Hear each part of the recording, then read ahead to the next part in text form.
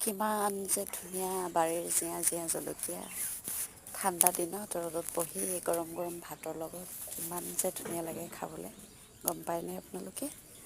আমি কিন্তু সদায় যেতিয়াই ঠাণ্ডা দিন হয় তেতিয়াই আমি এই জলকীয়াৰ সোৱাদ লওঁ, কিয়নো ঠাণ্ডা দিনতহে বৰ ধুনীয়াকৈ লাগে এই জলকীয়াবিধ। সেইকাৰণে আমি প্ৰতি বছৰে এনেকৈ জলকীয়া গছ ৰুই খাবৰ কাৰণে এই সময়খিনিলৈ উপযোগী কৰি ৰাখোঁ।